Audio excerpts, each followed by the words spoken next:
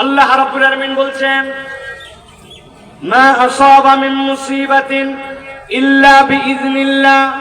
দুনিয়ার মানুষ জেনে রাখো, তোমাদের জন্য যত বড় বিপদ হোক আর যত বড় তোমাদের জন্য পরীক্ষা আসুক না কেন, আল্লাহ রাব্বুল আলামিন বলছেন ইল্লা বিইজনিল্লাহ।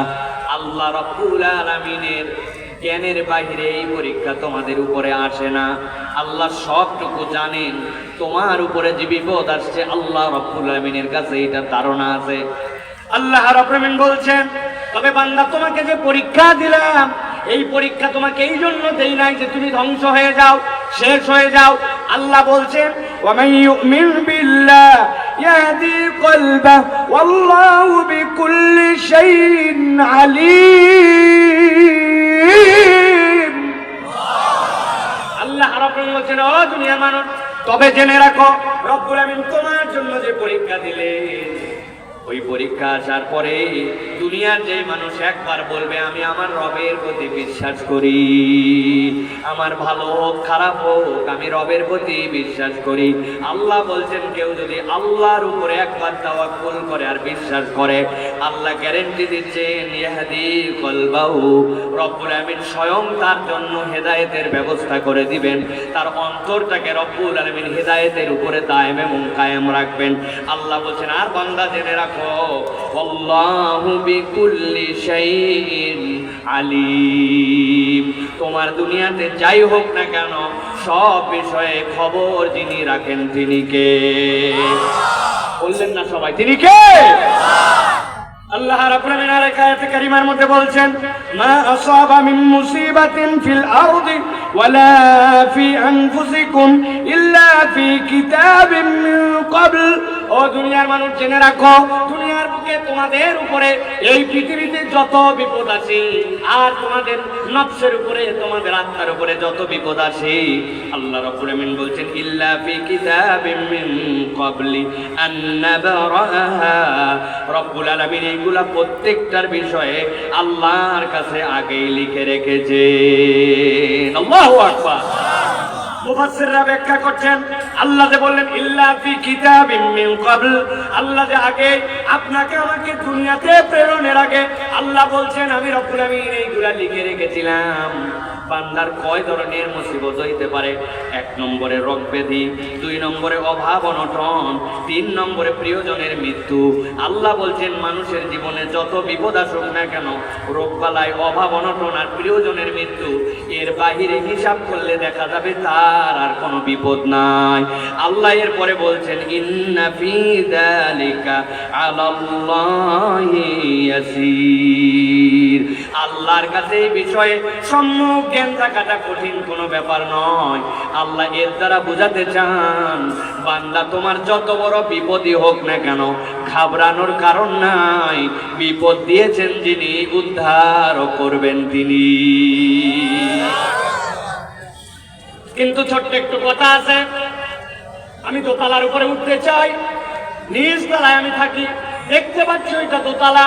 বুঝে থাকলে নৌকার মানুষ বুদ্ধি কাটায় উত্তর দেন তো, আমি যে দোতলায় উঠবো, ওই দোতলায় কি আমি নিচতলার থেকে লাফ দিয়ে উঠে যেতে পারবো?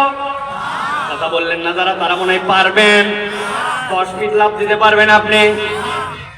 তাহলে আপনাকে যখন দেখতেছেন দোতলায় আমার উঠতে হবে, তখন আপনার ধারণা যে দোতলা আছে, তার মানে ওঠার জন্য নিশ্চয় কোনো না কোনো একটা রাস্তা আছে।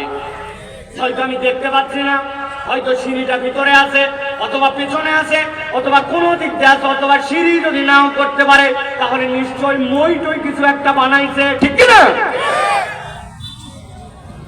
আল্লাহ রাব্বুল আলামিন বলতেছেন, বান্দা তাহলে বিপদ আসলো, এখন বিপদ থেকে উদ্ধার তোমার পাওয়া লাগবে। কায়দাটা কি আমি রব্বুল আলামিন তোমাকে জানাবো নাকি?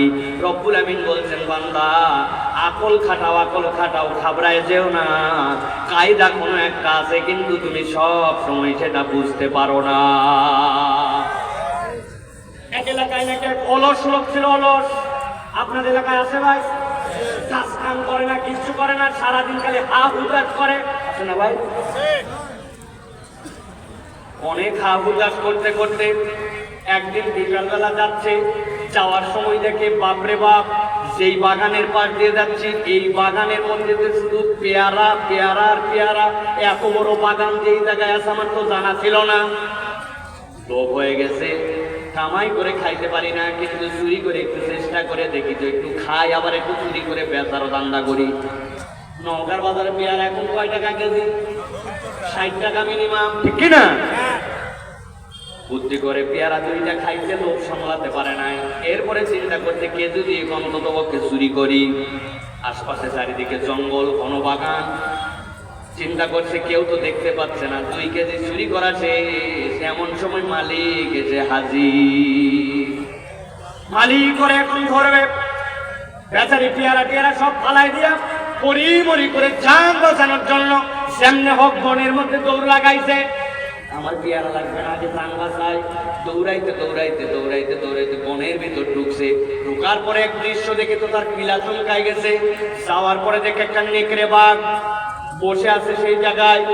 কিন্তু নেকড়ে বাঘ বসে আছে দেখছে, খানিকক্ষণ পরে তাকায় দেখে নেকড়ে বাঘের সামনে 2টা হাত নাই, 4 পায়ের মধ্যে 2টা পা নাই।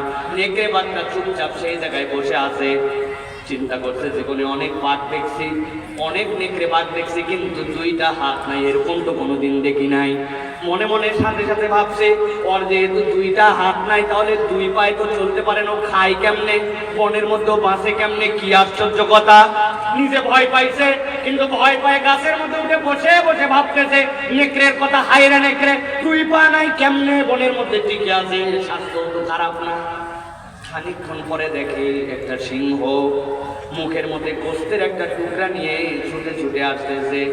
ওর তো চমকায় গেছে যে বেটা সিংহ হচ্ছে বনের রাজা, এখন বাঘের যে কি অবস্থা হবে, 2 পা নাই, পালাতেও পারবে না, এখন মুখে করে গোস্ত নিয়ে আসতেছে, নিশ্চয়ই খবর আছে। অনেকক্ষণ অপেক্ষা করার পরে দেখো ওই সিংহ যেটা ছিল, ওই সিংহ মুখের গোস্তের টুকরাটা নিয়েছে, আস্তে করে যে বাঘ ছিল বাঘের সামনে রেখে দিয়ে চলে গেছে। সাথে সাথে তার মনের মধ্যে উদিত হয়েছে, আমি মনে করছিলাম যা, আসলে তা নয়। ওর 2 পা না থাকলে কি হবে? 2 জনের মধ্যে বিশাল শত্রুতা, কিন্তু তার 2 পা না থাকার পরেও আল্লাহ তার রিজিক একটা সিংহকে দিয়ে, দয়া দিয়ে তার কাছে পাঠাচ্ছেন। ও চিন্তা করছে তাহলে তো ভালোই হলো, ও বসে থেকে যদি খাবার পায় তাহলে আল্লাহ চাইলে তো আমাকেও বসে থেকে দিতে পারেন। ও বনের থেকে বের হয়েছে, বের হয়ে রাস্তার সামনে বসে আছে। আল্লাহ যদি ওই বাঘরে খাওয়াতে পারে 2 ঠ্যাং ছাড়া, আর আমি রব্বুল আমিনের একটা সৃষ্টি, আমার এখানে বসে থেকে খাওয়াবে না? অনেক বেলা বসে আছে, দেখো সামনে কেউ আসে না। আস্তে আস্তে দেখে এদিক দিয়ে সাপ পাড়ায় যায়, ওদিকে উমুক চলে যায়, আস্তে আস্তে ভয় লাগছে। অনেকক্ষণ পরে আল্লাহর কাছে অভিযোগ দিচ্ছে, আল্লাহ ওই সৃষ্টির 2 ঠ্যাং নাই, আর তারে 2 খাওয়াস, আর আমি সকাল থেকে বসে থাকলাম, আমারে 2 খাওয়াস না, আলসা। হঠাৎ করে এই রাস্তাতে একজন বুজুর্গ হেঁটে যাচ্ছেন। যাওয়ার সময় বলছে, কি ব্যাপার, তোমার মুখটা মলিন, বিড়বিড় করে তুমি কি বলো? ঘটনা কি বলো তো? নিশ্চয়ই এইরকম ফাঁকা রাস্তায় তো কারো বসে থাকার কথা নয়। পুরা ঘটনা পেয়ারা চুরি থেকে শুরু করে বাঘ খাওয়ানো থেকে শুরু করে সব বলেও বসে আছে, ওই পর্যন্ত বর্ণনা করছে।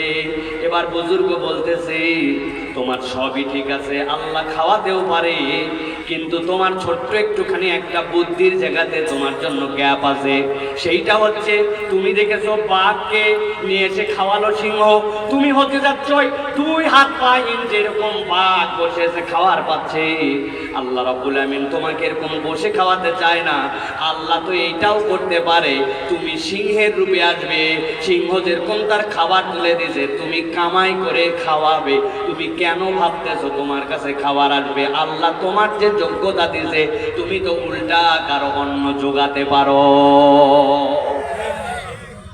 ভালো করে বোঝেন, এমনি এমনি কথা বলি নাই। আল্লাহ রাব্বুল আমিন কোরআনুল কারীমের মধ্যে বলছেন, ও বান্দা, আমি রাব্বুল আমিন তোর বিপদ দেই, তুই হতাশ হয়ে যাস, তুই ক্লান্ত হয়ে যাস, তুই বের হওয়ার রাস্তা খুঁজে পাস না। আমি আল্লাহ বললাম সব আল্লাহর জ্ঞানের মধ্যে, তবে আমি রব তোকে বাঁচার কায়দাটাও বলে দিতে চাই। ওয়া আতিউল্লাহ ওয়া আতিউর রাসূল ফাইন তাওয়াল্লাইতুম ফাইন্নামা আলা রাসূলিনাল বালাগুল মুবিন। আমার রব্বুল আমিন বলছেন, বান্দা তোর যত বিপদে আসুক না কেন, দোতলা সিঁড়ির কোন তুই জানিস? বিল্ডিং থাকলে এই জায়গায় ওঠা যাবে। আল্লাহ বলছেন তুই যদি রবের প্রতি একবার বিশ্বাস করিস, আমি আল্লাহ তোকে সিঁড়ি বলে দিলাম। 1 নম্বর আতিউল্লাহ, তোর রব হিসাবে আল্লাহ রাব্বুল আমিন যা যা বলেছেন তার অনুসরণ কর। আর 2 নম্বর ওয়া আতিউর রাসূল, তোমার নবী যেভাবে তোমাকে দিক নির্দেশনা দিয়েছেন সেইটা অনুসরণ করো। কোন বান্দা যদি এই 2টা ক্রাইটেরিয়ার মধ্যে এসে যায়, আল্লাহ বলছেন বান্দার জীবনে যত বড় বিপদ আসুক না কেন, ওই বান্দার ভয় পাওয়ার কোনো কারণ নাই। আল্লাহু আকবার। এবার বলেন, এখানে আমরা যারা আছি, এই মাঠে হাজার হাজার মানুষ আমরা আছি, আমাদের জীবনে বিপদ আছে কিনা? দুশ্চিন্তা আছে কিনা? মুখগুলাতে উত্তর দিয়ে ভাই, পিছনে দেখতে পাচ্ছি আমি, যদিও চশমা পড়ছি ডাক্তারের পরামর্শে, কিন্তু দেখতে পাচ্ছি কিন্তু আমি আপনাদের। উত্তর দিবেন, আমাদের বালা মুসিবত আছে কিনা? আসতেই দেন, কিন্তু মুখটা দিয়ে উত্তর দেন, আছে কিনা? আমাদের দুনিয়াতে অভাব অনটন আছে কিনা? আমাদের দুনিয়াতে প্রিয়জন আপনজন হারানোর শোক ব্যথা বেদনা, বাপ মা ভাই ওস্তাদ বন্ধু আপনজন কলিগ দোকানদার পাড়া পড়োশি, এরকম আপনজনের মৃত্যুতে আমাদের ব্যথা আমাদের হৃদয় আছে কিনা? তাহলে আমাদের যত ধরনের ব্যথা বেদনা সব আল্লাহর নলেজে আছে।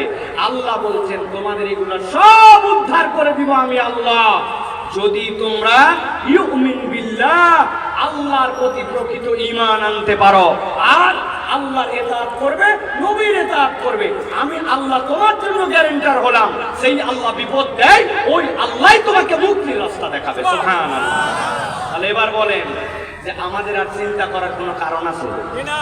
চিন্তা করার কোনো কারণ আছে না, আমাদের চিন্তার কোনো কারণ নাই প্রিয় ভাইরা।